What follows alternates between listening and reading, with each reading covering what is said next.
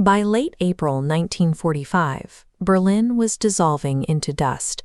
From above, the city surrounding the Brandenburg Gate was practically unrecognizable, subjected to a relentless barrage of Soviet artillery that leveled nearly every city block. Down at street level, multi-story buildings burned unchecked as the remaining German military forces faced total collapse across every active front. But beneath the ruins of the Reich Chancellery lay an entirely different environment. 55 feet below the surface, a labyrinth of thick concrete corridors formed the isolated Führerbunker. Inside, the air was dense and stale. The massive concrete walls, originally designed to be impenetrable, could not stop the deep vibrations from the heavy surface explosions rattling above. Yet in the middle of this subterranean space, Adolf Hitler continued to issue strict military orders to units that had either been completely wiped out or severed from all communication lines. The bunker functioned in a state of deep separation. On the surface, the physical structure of the German Empire was being obliterated. Below ground, isolated in a psychological vacuum, its leadership operated in absolute denial. Messengers consistently arrived with severe reports. The Soviet army was systematically closing in on the Chancellery itself, battling through the dense smoke and urban debris. Despite frantic updates detailing the proximity of enemy forces, high-level staff meetings continued. Over large maps, the remaining officers actively planned elaborate counterattacks. Moving pins across a board offered an illusion of control.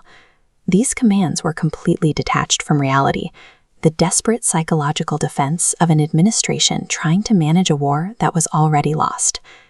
The breaking point arrived on the night of April 28th, when critical intelligence reached the bunker from the rapidly collapsing Italian front. The report confirmed that the Italian dictator, Benito Mussolini, had been captured and executed. His body was then taken to Milan and strung up for public desecration. Hearing the details of Mussolini's fate had an immediate effect on Hitler. It crystallized his resolve, confirming his absolute refusal to be captured alive by the approaching Soviet troops. Any lingering pretense of a miraculous military reversal vanished that night. The singular focus of the regime abruptly shifted from winning the war to ensuring its leader would escape posthumous humiliation. With the decision finalized, a flurry of hurried personal and bureaucratic actions began. First, Hitler arranged a brief civil marriage ceremony with his longtime companion, Eva Braun. A local civil official was brought down into the bunker to officiate. They exchanged vows quickly, the surreal event punctuated by the continuous concussions of artillery violently shaking the facility above them. Almost immediately after the ceremony, Hitler summoned his secretaries. He spent the next few hours dictating his final political and personal testament over the constant sound of typewriters. These documents contained no concessions. They were a rigid attempt to commit his extremist ideology to paper, securing his written legacy at the exact moment the physical state built upon it was being dismantled. By April 30th, the operational environment inside the bunker deteriorated completely. The remaining officers began distributing cyanide capsules, and massive piles of confidential documents were hastily burned to keep them out of Soviet hands. At approximately 3:30 in the afternoon, Hitler and Eva Braun retreated to their private quarters. A short time later, those waiting outside the room heard a single gunshot. Following strict posthumous instructions, senior officials carried the bodies up the stairs and out into the shattered Chancellery garden.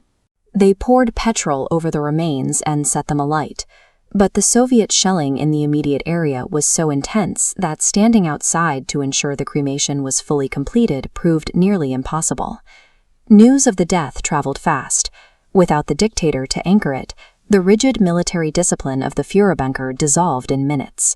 Officers stripped off their uniforms and fled, triggering mass desertions and the absolute collapse of internal order. On May 2, 1945, the city of Berlin officially fell. Soviet forces breached the Chancellery grounds and secured the abandoned Führerbunker.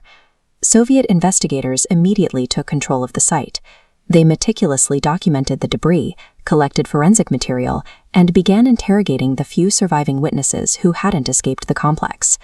Over the following decades, rumors regarding his fate circulated widely.